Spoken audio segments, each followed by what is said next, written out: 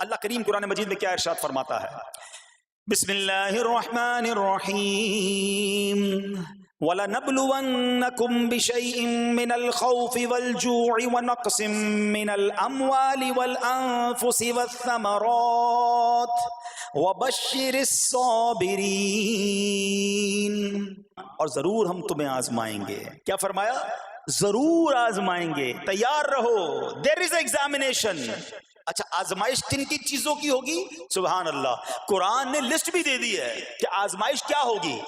فرمایا کچھ ڈر سے، اچانک خوف آ جاتا ہے نا، کوئی دشمن آ جاتا ہے، کوئی دھمکی دے رہا ہوتا ہے، اچانک حالات خراب ہو جاتے ہیں، دل میں خوف بیٹھ جاتا ہے۔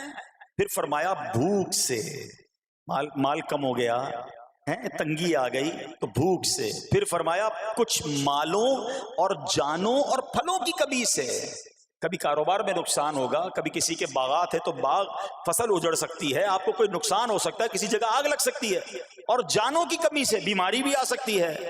مگر آگے کیا فرمایا؟ وَبَشِّرِ الصَّابِرِينَ، خوشخبری سنا ان صبر والوں کو۔ اور جب سبحان اللہ یہ ایگزام آتا ہے نا، جو اس ایگزام سے نکل جاتا ہے تو رب نے فرمایا خوشخبری ہے۔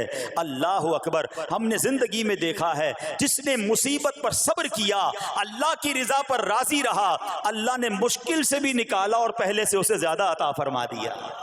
ہمارا پرابلم ہی ہم ٹیسٹ میں فیل ہو جاتے ہیں۔ جیسے ہی امتحان شروع ہوا، واویلا شروع، شور شروع، شکوے شروع، سب کو بتانا، حالانکہ کر کوئی نہیں سکتا لیکن سب کو بتائیں گے۔ نہ کرو ایسا، میں جانوں میرا رب جانے، مجھے کیوں کسی کو بتانا ہے؟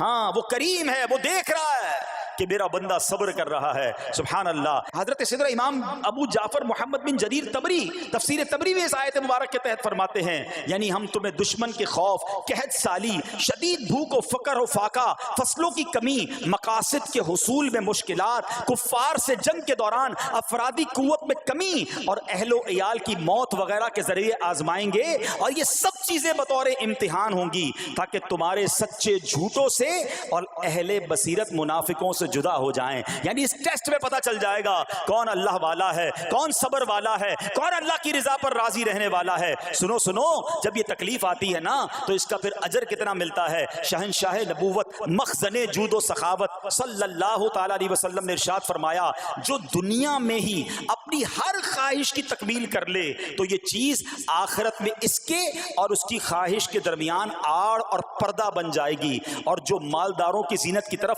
اپنی نگاہیں دراز کرے تو وہ آسمان والوں کے سامنے بے عزت ہو جاتا ہے، اور جو شدید بھوک پر صبر کرے اللہ عز و جل اس کو جنت